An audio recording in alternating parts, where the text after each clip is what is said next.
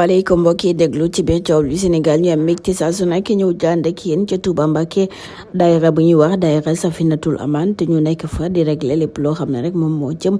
ca colin nga ak la fa Cheikh Ahmad Bamba Khadim Rasoul bàyyi ci lu jëm ci wàllum culture nañuy doxalee ñoom nag ñooy saytu lu ni mel tax na kenn ci sëtu Serigne Touba yi ñu joteek moom ba tax taalibe wàcce mbedd ma di xeex bu méttee métti ba juróom ci ñi nekk ci boobu lépp daara di Safinatul Aman daal dinañu leen teg loxo waaye daf ci am koo xam ne dañu ko fekk ab pistolet boo xam ne ab pistolet automatique la bu amul ay këyit waaye coow la ak na mu tëddee jamono ji taalibe ya jaxasoo nañu ci seen biir ku nekk ci ñoom di waate taxas jëmale ci sa boor waaye daayira bi di Safinatul Aman du lii mooy lu njëkk loo xam ne rek dañu leen di tuumaal lu ni mel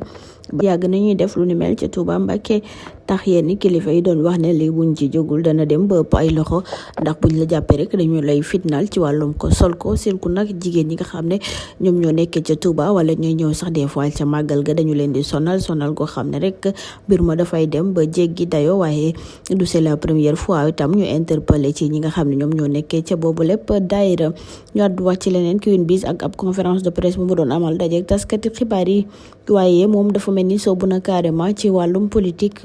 tax na nag jamono ji nee na moom Queen Biz dafa dal ci taxawal ab mouvement boo xam ne dafay soobu ci wàllum politique ndaxte bu dee lu jëm ci wàllum droit ak code pénal ak lépp loo xam ne rek moo ëmb lu ñeel wàllum ay règle wala ay droit yu ñu teg ci réew mi moom xam na ko ndax droit la def ba tax na daal politique bi nga xam ne ci la fas yéenee soobu du hasard moo tax mu soobu ci ba tax na daf ciy dem ba jeex waaye ba mu ci noppee itam laaj nañ ko kàddu yi mu yëkkati woon doon ko jëmale ci Youssou Ndour ci jamonoy Bercy bi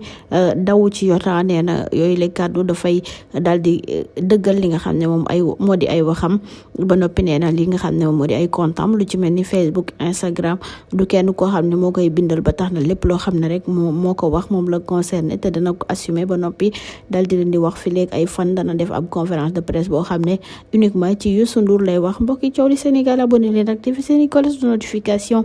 ngir ngeen man duñu teewlu saa su nekk.